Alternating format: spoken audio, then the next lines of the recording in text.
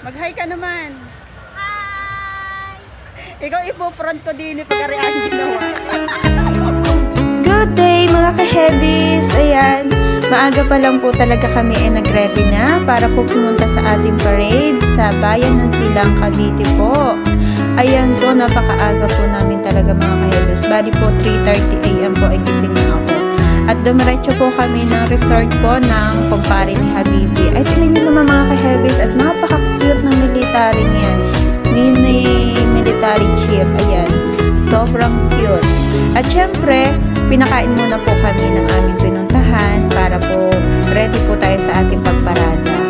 Napakaganda po ng resort nila mga ka-heavies, oh.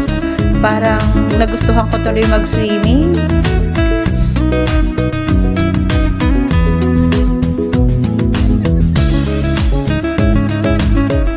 Napakaganda naman ng aking kasama niya, no? Ay sabi ko din kami mag-picture muna at kami po ay aalis na po para pumarada na po. Bali po mag-assemble na kami ng aming mga military kung sino ang sunod-sunod po mga ka-heavies.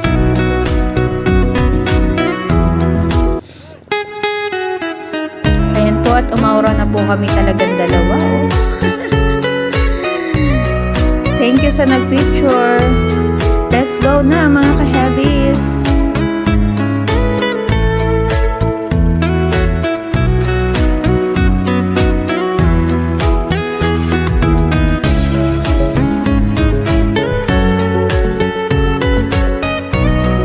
Tuni na ang aking Habibi. Ayaw na ayaw sa camera. At yung pagkukunan mo ay hindi malaang ngumiti. Sabi ng ngumiti ka at nang maganda ang ating itsura pag ako'y nag-vlog. Ayan, ang aking magandang pamangkin. Ayan, asawa po ng pamangkin ni Habibi. At first time po naming sumama sa parade. At talagang kami parehas na unang beses na sumama po dyan. Kaya kami tuwang-tuwa at sobra kami excited talaga.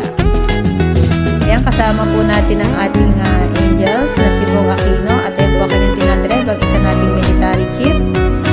Ayan. Ayan po ang ating mga kasamahan. Pasensya na po kayo mga ka-heavies, hindi ko pa po makukunan ng bonggang-bongga ang ating mga military chief kasi sobrang layo po ng iba. So yun lang po mga maaabot ko, yun lang po ang aking pinupuntahan.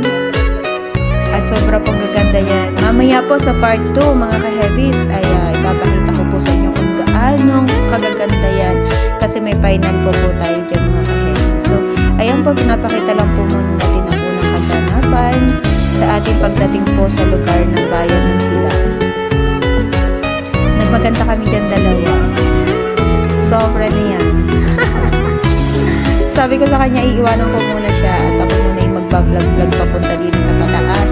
At sayang ang moment. Ay kunin na, kagulo na mga ka-heavies. At kunin na napakasaya. Pakinig ko doon sa bandang dulo, dagong-dungan ng mga nagmamarcha.